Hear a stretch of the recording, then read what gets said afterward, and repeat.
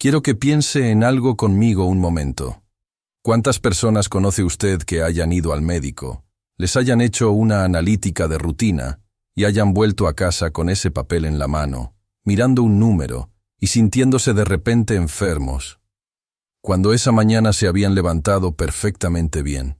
El colesterol alto, esas dos palabras que de golpe lo cambian todo, que de repente hacen que la persona se pregunte si puede comer un huevo, si puede tomar el café con leche de siempre, si ese queso manchego del que lleva disfrutando 40 años ahora es su enemigo.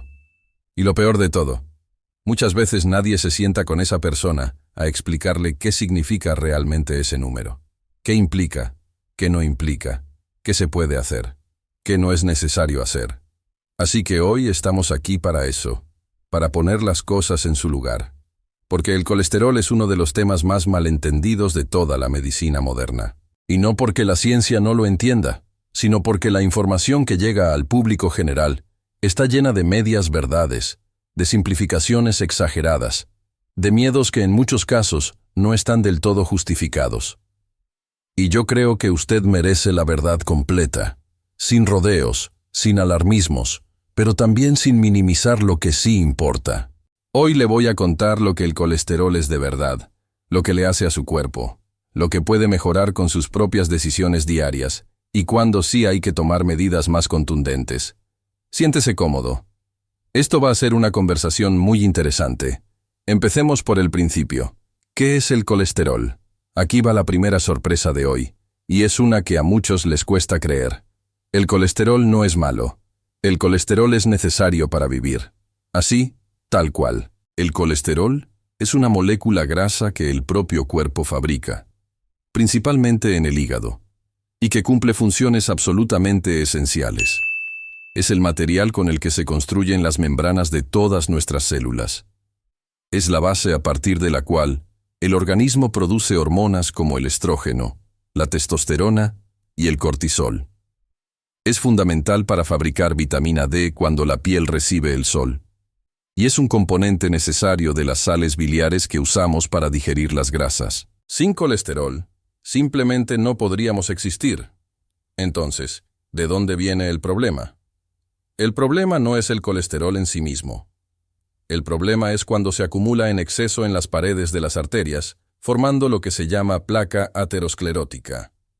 Esa placa va estrechando progresivamente el diámetro de las arterias, las hace menos flexibles, y puede llegar a romperse provocando un coágulo que bloquee el flujo de sangre.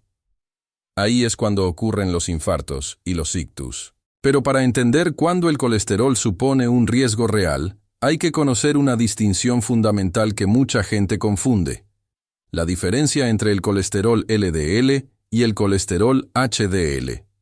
El LDL, que en inglés significa Low Density Lipoprotein, lipoproteína de baja densidad, es el que popularmente se llama colesterol malo. Pero en realidad tampoco es tan sencillo como eso. El LDL es el transportador que lleva el colesterol desde el hígado hasta los tejidos del cuerpo donde se necesita. El problema surge cuando hay demasiado LDL circulando, porque el exceso puede depositarse en las paredes arteriales. Y hay que matizar todavía más. No todo el LDL es igual de peligroso. Las partículas de LDL pequeñas y densas son más problemáticas que las grandes y esponjosas. Pero eso es algo que la analítica estándar no distingue. El HDL, High Density Lipoprotein, lipoproteína de alta densidad, es el llamado colesterol bueno. Y en este caso, el apodo sí es bastante acertado. El HDL actúa como un camión de basura, recoge el colesterol sobrante de los tejidos y de las paredes arteriales y lo lleva de vuelta al hígado para que lo procese y elimine. Cuanto más HDL tenga usted en sangre, mejor protegidas están sus arterias. Así que ya ve, no es que haya colesterol bueno y colesterol malo como si fueran dos sustancias distintas. Es el mismo colesterol, pero transportado de formas diferentes con efectos opuestos. ¿Y qué números son los que su médico mira en la analítica? El colesterol total, que es la suma de todo, se considera elevado cuando supera los 200 miligramos por decilitro, aunque este número por sí solo dice poco. Lo que importa más es el desglose. El LDL idealmente debería estar por debajo de 130 mg/dl en una persona sin factores de riesgo adicionales. Si hay otros factores de riesgo cardiovascular, diabetes, hipertensión, tabaquismo, antecedentes familiares, el objetivo baja a menos de 100 o incluso a menos de 70 en casos de alto riesgo. El HDL debería estar por encima de 40 mg/dl en hombres y 50 mg/dl en mujeres. Cuanto más alto, mejor. Los triglicéridos, que son otro tipo de grasa en sangre muy relacionada con el consumo de azúcares y alcohol, deberían estar por debajo de 150 mg/dl. Pero aquí viene algo muy importante que quiero que grabe en su memoria. El riesgo cardiovascular no se calcula mirando solo un número. Se calcula mirando el conjunto. Una persona con el colesterol LDL en 145, pero con el HDL en 70, sin hipertensión, sin diabetes, sin tabaquismo, con buena alimentación y que camina todos los días, tiene un riesgo cardiovascular mucho menor que otra persona con el LDL en 125 pero con hipertensión mal controlada, diabetes, vida sedentaria y que fuma. El número del colesterol es una pieza del puzzle, no el puzzle completo. Esto es lo que a veces no se explica bien en las consultas donde el tiempo apremia. Y es lo que yo quiero que usted lleve claro desde hoy. ¿Y por qué el colesterol tiende a subir después de los 60? Varias razones. La primera es hormonal. En las mujeres, la menopausia produce una caída del estrógeno, que tenía un efecto protector sobre el perfil lipídico. Por eso muchas mujeres ven cómo su colesterol sube después de la menopausia sin haber cambiado en absoluto su alimentación. En los hombres, la reducción progresiva de testosterona también se asocia con cambios desfavorables en el perfil lipídico. La segunda razón es la reducción del metabolismo. Con los años, el hígado procesa las grasas de forma menos eficiente y el metabolismo general se ralentiza. Eso significa que el colesterol que antes se gestionaba bien empieza a acumularse más. La tercera es el aumento del sedentarismo. Cuando nos movemos menos, el HDL, el colesterol protector, baja. El ejercicio es uno de los factores más poderosos para subir el HDL, y cuando dejamos de hacerlo, perdemos esa protección natural. Y la cuarta, que sorprende a mucha gente, es el estrés crónico. El cortisol que produce el estrés prolongado estimula la síntesis hepática de colesterol LDL. Es decir, cuanto más estresados vivimos, más colesterol malo fabrica nuestro propio hígado. Con todo esto ya tiene usted una base sólida para entender de qué estamos hablando. Y ahora viene la parte más práctica y, francamente, la más esperanzadora, lo que usted puede hacer. Hay una razón por la que los países mediterráneos, España, Italia, Grecia, durante décadas tuvieron las tasas de enfermedades cardiovasculares más bajas del mundo occidental, y esa razón tiene que ver directamente con lo que se ponía en la mesa cada día. El estudio más famoso sobre esto es el Seven Countries Study, realizado a partir de los años 50 por el investigador estadounidense Ancel Keys, que comparó la salud cardiovascular de poblaciones en 7 países diferentes. El resultado fue contundente.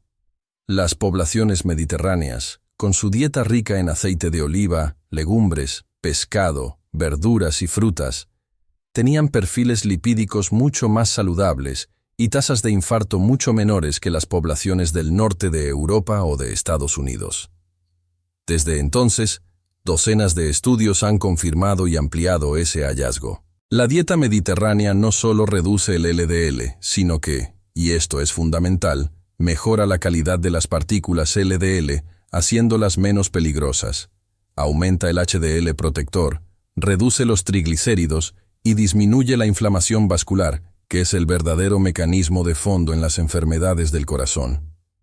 Entonces, ¿qué alimentos específicos son los más poderosos para mejorar el perfil lipídico?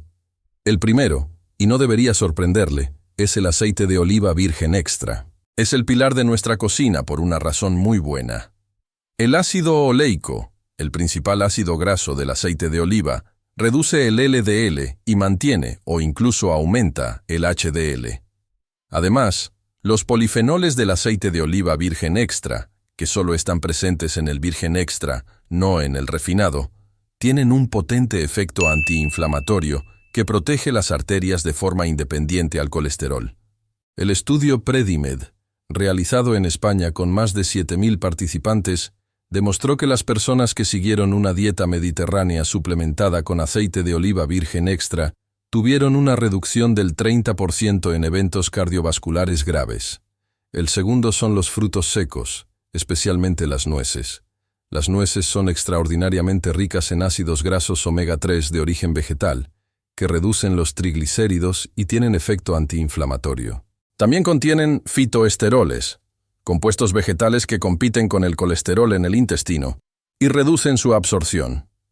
Un puñado de nueces al día, unos 20 o 25 gramos, está avalado por la evidencia científica como una de las intervenciones dietéticas más eficaces para mejorar el perfil lipídico.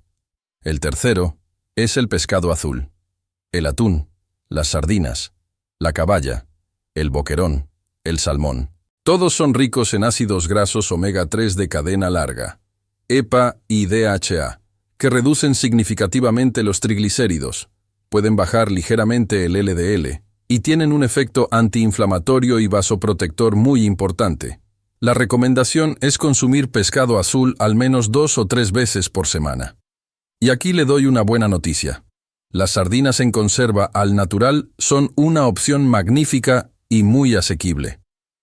No hace falta comprar salmón fresco todos los días. El cuarto son las legumbres. Garbanzos, lentejas, alubias, habas. Las legumbres son ricas en fibra soluble, y la fibra soluble es uno de los agentes más eficaces para reducir el colesterol LDL. Funciona así. La fibra soluble en el intestino forma una especie de gel que atrapa el colesterol y los ácidos biliares y los arrastra fuera del cuerpo a través de las heces. Para reponer los ácidos biliares, el hígado usa colesterol de la sangre, lo que reduce el LDL circulante. 3 o 4 raciones de legumbres a la semana marcan una diferencia real en las analíticas. El quinto es la avena. El desayuno de avena con leche desnatada, fruta y un chorrito de aceite de oliva es uno de los desayunos más cardioprotectores que existen. La avena contiene beta-glucano, una fibra soluble muy específica que tiene evidencia científica robusta sobre la reducción del LDL. La Autoridad Europea de Seguridad Alimentaria reconoce que el consumo diario de 3 gramos de beta-glucano de avena reduce el colesterol LDL. El sexto son las frutas ricas en fibra y antioxidantes: manzanas, peras, fresas, arándanos, naranjas, kiwis. Los antioxidantes de las frutas protegen las partículas LDL de la oxidación. Y aquí hay algo muy importante que entender. El LDL oxidado es mucho más peligroso que el LDL sin oxidar, porque es el LDL oxidado el que los macrófagos del sistema inmune ingieren para formar las placas ateroscleróticas. Reducir la oxidación es tan importante como reducir el nivel absoluto de LDL. Y ahora, ¿qué conviene reducir? Las grasas trans son las más peligrosas de todas. Son las que se producen industrialmente al hidrogenar aceites vegetales y se encuentran en muchos productos de bollería industrial, galletas de paquete, margarinas baratas y snacks procesados. Las grasas trans suben el LDL, bajan el HDL, lo peor de los dos mundos, y generan inflamación vascular. Si hay algo que merece la etiqueta de enemigo del corazón, son las grasas trans industriales. Las grasas saturadas, las de la carne grasa, los embutidos, la mantequilla, los quesos curados en exceso, también elevan el LDL, aunque el efecto es más complejo, y no todos los tipos de grasas saturadas son igualmente problemáticos. La moderación es la clave. No hace falta eliminar el queso de su vida, pero tampoco comerlo en cada comida. Y el azúcar refinado y los hidratos de carbono de índice glucémico alto, el pan blanco, el arroz blanco, la pasta de harina refinada, los refrescos, los zumos industriales, son un factor muy subestimado en el colesterol alto. El exceso de azúcar e hidratos refinados se convierte en triglicéridos en el hígado, eleva los triglicéridos en sangre y baja el HDL. Muchas personas con triglicéridos altos descubren con sorpresa que el problema no era la grasa que comían, sino el azúcar. Permítame proponer un ejemplo de menú semanal orientativo, que podría ver un impacto real en sus analíticas en tan solo 8 semanas. Desayuno diario base. Porridge de avena con leche o bebida de avena. Una cucharada de semillas de chía o lino molido, arándanos o fresas frescas, y un chorrito de aceite de oliva virgen extra. O en alternativa, tostada de pan integral con aceite de oliva y tomate, acompañada de una fruta. Comidas principales. Rotación de pescado azul 2 veces por semana, legumbres 3 veces por semana, y pollo o pavo sin piel las demás. Siempre con abundante verdura y aceite de oliva como grasa principal. Snacks. Un puñado de nueces o almendras. Fruta fresca. Yogur natural sin azúcar. Lo que se reduce. Embutidos a ocasiones especiales. Bollería industrial prácticamente eliminada. Azúcar en bebidas sustituida por infusiones o agua con limón. Muy bien. Hemos hablado de lo que se come. Ahora hablemos de lo que se hace con el cuerpo. Porque hay algo que muchas personas con colesterol alto desconocen. El ejercicio físico es uno de los factores más potentes para mejorar el perfil lipídico, y en particular, para subir el HDL. Y lo mejor de todo es que no hace falta correr una maratón para conseguirlo. Los estudios demuestran que el ejercicio aeróbico moderado, caminar a paso vivo, nadar, montar en bicicleta, bailar, produce mejoras significativas en el HDL en tan solo 8 a 12 semanas de práctica regular. ¿Por qué funciona? Porque el ejercicio activa una enzima llamada lipoproteína lipasa que mejora el metabolismo de las grasas en sangre. También reduce los triglicéridos de forma directa, porque los músculos en actividad usan los triglicéridos como combustible. Y a largo plazo, el ejercicio regular reduce la inflamación vascular crónica, que es el mecanismo subyacente de la aterosclerosis. Pero aquí me encuentro con la misma resistencia que con la tensión arterial. Muchas personas mayores tienen dolor articular, problemas de rodilla o cadera, y sienten que el ejercicio no es para ellos. Y yo les digo lo mismo de siempre. El movimiento que busca no es el que duele. Es el que cuida. Y existen formas de moverse que son extraordinariamente beneficiosas para el corazón y para el colesterol sin poner en riesgo las articulaciones. La primera y más recomendable para personas con problemas articulares es el ejercicio en agua. Caminar en el agua en una piscina de poca profundidad, lo que se llama hidroterapia o ejercicio acuático, elimina casi completamente el impacto sobre las rodillas y las caderas. El agua amortigua el peso del cuerpo, permite el movimiento en un rango amplio sin dolor y proporciona una resistencia suave que trabaja los músculos de forma efectiva. Si tiene acceso a una piscina municipal, la mayoría de los municipios en España los tienen, esto puede ser su mejor aliado. La segunda es la bicicleta estática o el paseo en bicicleta en llano. El pedaleo es un ejercicio de bajo impacto articular que trabaja intensamente el sistema cardiovascular y los grandes grupos musculares de las piernas. Media hora en bicicleta estática a ritmo moderado, 3 o 4 veces a la semana, tiene un efecto medido en la reducción de triglicéridos y en el aumento del HDL. La tercera es el baile. Y no se ría, porque lo digo muy en serio. El baile, ya sea la música de siempre, la salsa, el vals, el pasodoble, es ejercicio aeróbico disfrazado de alegría. Activa el corazón, trabaja el equilibrio y la coordinación, estimula el cerebro y tiene además el beneficio añadido de la conexión social y el estado de ánimo.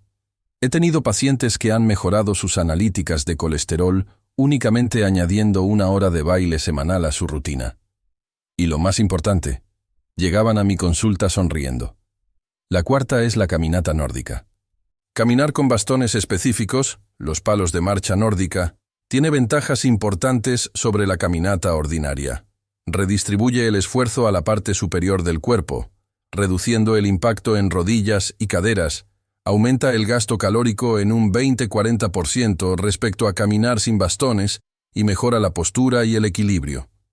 Es muy popular en el norte de Europa y cada vez más en España, y es perfectamente asequible para cualquier persona mayor en buenas condiciones generales. Le propongo este programa de movimiento para las próximas 4 semanas. Semana 1 y 2. Caminatas de 20 minutos a ritmo cómodo, 5 días a la semana. Nada más. Que el cuerpo se acostumbre. Semana 3 y 4. Aumentar a 30 minutos e introducir un día de ejercicio en agua o bicicleta estática. A partir del mes, mantener 30 minutos diarios y añadir progresivamente un poco de intensidad. Algunos ratos a paso más vivo, alguna cuesta suave. En 12 semanas de este programa, midiendo el HDL antes y después, verá la diferencia. Y ahora llegamos a algo que quizás le sorprenda en un video sobre el colesterol. Porque pocas personas asocian el colesterol con las emociones. Pero la conexión existe, y es más directa de lo que parece. Hablemos del estrés crónico y del colesterol. Cuando vivimos en un estado de alerta sostenida, preocupaciones económicas, conflictos familiares, duelos no resueltos, miedo al futuro, el cuerpo libera de forma constante cortisol, que es la hormona del estrés. Y el cortisol, entre muchas otras cosas, estimula al hígado para que produzca más colesterol LDL. Desde un punto de vista evolutivo, esto tiene sentido. En situaciones de peligro, el cuerpo necesita más energía rápidamente disponible, y las grasas son una fuente de energía de reserva. Pero cuando ese estado de alerta se vuelve crónico, cuando la amenaza no es un depredador que pasa en 5 minutos, sino una preocupación que dura años, el efecto sobre el colesterol se mantiene de forma sostenida y dañina. Varios estudios han demostrado que las personas que experimentan pérdidas importantes, el fallecimiento de un cónyuge, la jubilación forzosa, la enfermedad de un hijo, presentan subidas significativas del colesterol LDL en los meses posteriores al evento. No porque hayan cambiado su dieta, sino porque el dolor emocional activa los mismos mecanismos bioquímicos que el estrés físico. Esto no significa que el colesterol alto sea culpa del estado de ánimo. Significa que la salud es integral, que el cuerpo y la mente son uno solo, y que cuidar la salud emocional tiene efectos medibles en la salud física. ¿Y qué tiene que ver todo esto con la conexión social? Mucho. La soledad y el aislamiento social son, como ya comentamos en nuestro primer video, factores de estrés crónico de primera magnitud. Una persona que vive sola, que no tiene con quién hablar de sus preocupaciones, que ha perdido su red social con la jubilación o con los años, tiene niveles más altos de cortisol crónico que una persona integrada en una red social activa. Contrariamente, la calidad de las relaciones sociales actúa como amortiguador del estrés. Cuando hablamos con alguien de confianza, cuando nos sentimos escuchados y queridos, cuando reímos con un amigo o disfrutamos de una comida en familia, el cuerpo libera oxitocina y serotonina, las hormonas del bienestar, que contrarrestan los efectos del cortisol. Y hay algo más relacionado con el colesterol y la vida social que me parece extraordinariamente hermoso desde el punto de vista médico. La risa. La risa auténtica, esa que sale del estómago cuando uno está con personas que quiere, tiene efectos documentados sobre el sistema cardiovascular. Reduce el cortisol, dilata los vasos sanguíneos, reduce la presión arterial y mejora la función del endotelio, que es el recubrimiento interior de las arterias. El Dr. Michael Miller, de la Universidad de Maryland, demostró que ver una película divertida mejora la función vascular de forma equiparable a 15 minutos de ejercicio aeróbico. Así que si tiene usted una persona en su vida que le hace reír, un amigo, un familiar, ese vecino con el que siempre acaba riendo, sepa que esa persona está cuidando activamente su colesterol. Y cuídela usted también. Y hay un aspecto más del que quiero hablar, el propósito y la motivación para cambiar los hábitos. He visto muchos pacientes a lo largo de los años que saben perfectamente lo que deberían comer, lo que deberían hacer, los cambios que les harían bien. Pero no los sostienen en el tiempo. ¿Por qué? Generalmente porque lo hacen por miedo. Miedo a un infarto, miedo a los números de la analítica, y no porque genuinamente quieran vivir mejor. El miedo es un motivador débil a largo plazo. El amor es el más poderoso que existe. Cuando alguien me dice, doctor, quiero cuidarme para poder seguir jugando con mis nietos. O quiero tener energía para el viaje que llevo años planeando con mi mujer. O quiero verme bien para esa boda de mi hijo en septiembre. Esas personas cambian, de verdad, sostenidamente. Pregúntese usted hoy, ¿por qué quiero cuidarme? No qué le preocupa, sino qué le ilumina. ¿Por quién quiere estar bien? ¿Por qué sueño quiere tener fuerzas? Esa es su verdadera medicina. Déjeme contarle esta semana 2 historias que me han marcado especialmente. La primera es la de Rosario. 64 años, ama de casa, madre de 4 hijos, abuela de 7 nietos. Rosario llegó a mi consulta mandada por su médico de cabecera, con un colesterol total de 268, LDL de 188, HDL de 42 y triglicéridos de 210. Su médico quería empezar con estatinas, los medicamentos más habituales para el colesterol, y Rosario me pidió que antes la ayudara a intentarlo con cambios en el estilo de vida. Le quedaban 3 meses de margen antes de tomar la decisión. Cuando revisamos su alimentación, encontramos cosas muy interesantes. Rosario cocinaba muy sano en general. Mucho sofrito, mucho guiso tradicional, muchas verduras. Pero había 2 cosas que no había asociado con el colesterol. Tomaba 3 o 4 vasos de zumo de naranja natural al día, convencida de que era muy sano, y desayunaba todos los días galletas María con mantequilla y mermelada. El zumo de naranja natural, aunque tiene vitamina C, concentra el azúcar de 3 o 4 naranjas sin la fibra que las acompañaría en la fruta entera. Ese azúcar se convierte en triglicéridos en el hígado. Y las galletas con mantequilla aportaban grasas saturadas y azúcar en cantidad significativa cada mañana. Cambiamos el zumo por fruta entera, las naranjas tal cual, con toda su fibra. Cambiamos el desayuno a avena con fruta fresca y aceite de oliva. Añadimos 3 raciones semanales de pescado azul y aumentamos las legumbres. Y le propuse caminar 30 minutos al día, cosa que empezó a hacer acompañada de su vecina Carmen, que también quería moverse más. A los 3 meses, sus analíticas eran colesterol total, 204, LDL 128, HDL 54 y triglicéridos 142, sin medicación, sin privarse de vivir, solo entendiendo qué había que cambiar y por qué. Cuando su médico vio los resultados, me llamó para saber qué habíamos hecho. Y la respuesta fue sencilla. Le explicamos a Rosario la verdad sobre su colesterol y le dimos herramientas reales para actuar. El segundo caso es el de Emilio. 71 años, ingeniero jubilado, viudo desde hacía 2 años. Emilio tenía el colesterol bien controlado toda su vida, pero tras el fallecimiento de su esposa Carmen, en su siguiente analítica el LDL había subido de 118 a 162 sin ningún cambio aparente en su dieta. Cuando hablé con Emilio más en profundidad, la imagen se aclaró. Desde que estaba solo, comía de cualquier manera. Muchos días un bocadillo o comida preparada de supermercado, pocas frutas y verduras porque para uno solo le parecía mucho trabajo y mucho tiempo en el sofá, porque ¿para qué salir si no hay con quién ir? El duelo le había quitado las ganas de cuidarse. Aquí el abordaje fue diferente.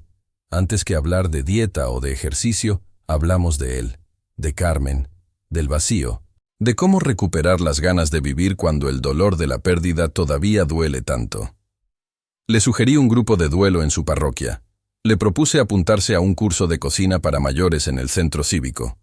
No tanto por aprender a cocinar, sino para salir, relacionarse y recuperar el hábito de prepararse una comida de verdad. Y le pedí que cada día, aunque no tuviera ganas, saliera a caminar 20 minutos por el parque del barrio.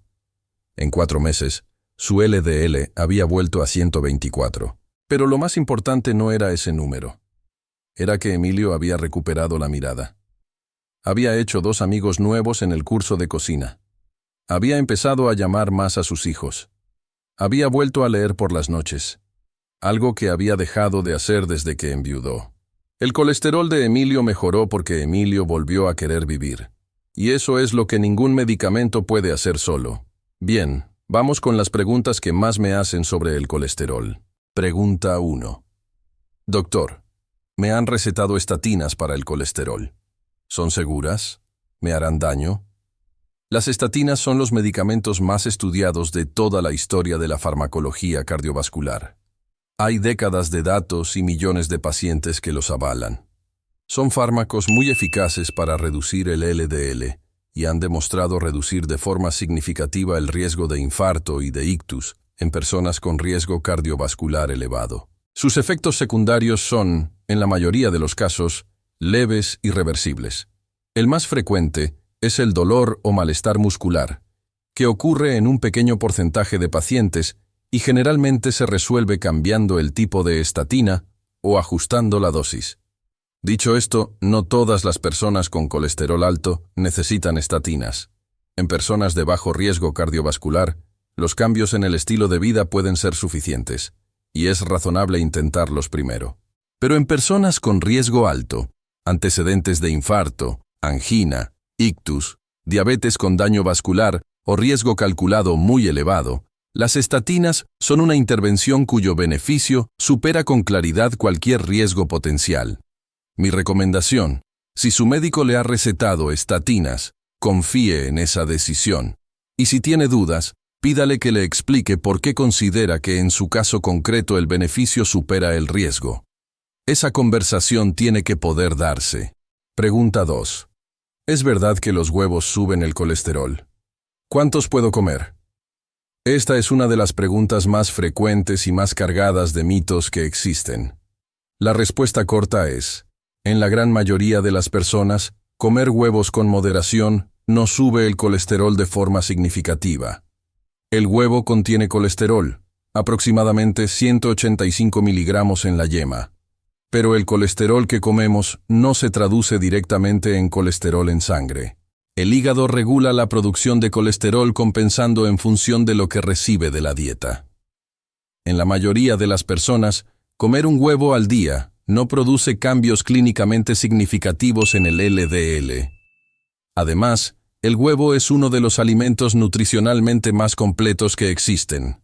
Proteína de alta calidad, vitaminas del grupo B, vitamina D, hierro, zinc, colina, que es fundamental para el cerebro. Eliminar el huevo de la dieta de una persona mayor por miedo al colesterol es, en la mayoría de los casos, un error nutricional. La recomendación actual de la mayoría de las guías de cardiología es que las personas sanas pueden consumir hasta un huevo al día sin problema. En personas con riesgo cardiovascular muy alto o diabetes, se recomienda más precaución y consultar con el médico. Pregunta 3. ¿El aceite de coco es bueno para el colesterol? Lo veo mucho anunciado. Esta es una pregunta muy oportuna porque hay mucha confusión al respecto, alimentada por modas que no siempre van de la mano de la evidencia. El aceite de coco es muy rico en grasas saturadas. Aproximadamente un 90% de su contenido son grasas saturadas. Las guías de la Asociación Americana del Corazón, la Sociedad Europea de Cardiología y prácticamente todas las organizaciones médicas relevantes no recomiendan el aceite de coco como grasa principal para personas con riesgo cardiovascular, precisamente por su alto contenido en grasas saturadas que elevan el LDL. ¿Que puede usarse ocasionalmente en cocina? Sí, en pequeñas cantidades no es un problema. ¿Que debería sustituir al aceite de oliva virgen extra como grasa principal? Absolutamente no. El aceite de oliva virgen extra tiene décadas de evidencia científica respaldando su beneficio cardiovascular. El aceite de coco, no. Pregunta 4. Tengo el HDL muy bajo, solo 38. ¿Qué puedo hacer para subirlo? El HDL bajo es, en muchos sentidos, tan preocupante como el LDL alto. Y lo importante es saber que sí se puede subir, aunque con más dificultad que bajar el LDL.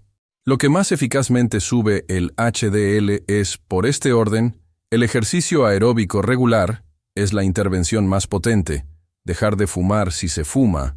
El tabaco reduce el HDL de forma muy significativa. Moderación del alcohol.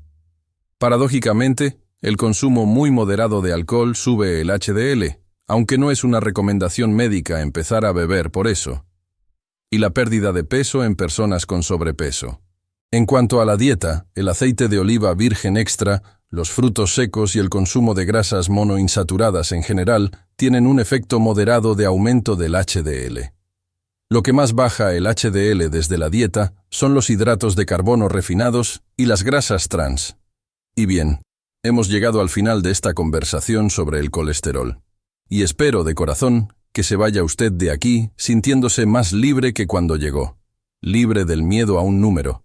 Libre de los mitos y las medias verdades. Con la información real que necesita para tomar decisiones informadas sobre su propia salud. El colesterol es un tema complejo que se ha simplificado demasiado. Y esa simplificación ha generado ansiedad innecesaria en millones de personas.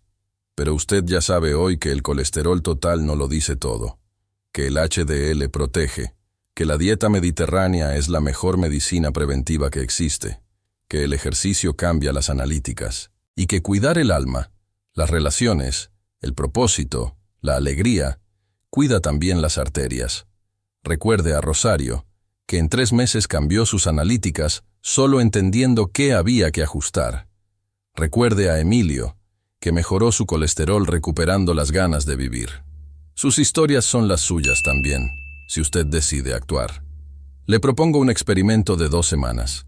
Sustituya el desayuno de siempre por un bol de avena con fruta fresca y aceite de oliva virgen extra. Solo 2 semanas. Sin cambiar nada más. Luego, si puede, hágase una analítica y vea si hay cambio. Y cuénteme en los comentarios cómo fue. Estoy genuinamente curioso por saber su experiencia. Tengo curiosidad por algo. ¿Cuál es el mayor mito sobre el colesterol que le han contado y que hoy, después de este video, ve diferente? Escríbalo en los comentarios. Me encanta leer cómo cambia la perspectiva cuando llega la información correcta. Y seguro que su comentario ayuda a alguien más que está pasando por lo mismo. Si tiene usted un familiar o un amigo que lleva tiempo preocupado por el colesterol, agobiado con los números de la analítica sin entender bien qué significan, hágale el favor de enviarle este video. A veces, la información correcta es el mejor regalo que podemos darle a alguien que queremos. Y si usted aún no está suscrito a Salud y Vitalidad en la Madurez, este es su momento. Le esperamos cada semana con una conversación nueva sobre lo que de verdad importa, su salud y su bienestar. Hasta la semana que viene. Cuídese mucho y cuide a los suyos. Con todo el cariño, Dr. Javier García Salud y Vitalidad en la Madurez.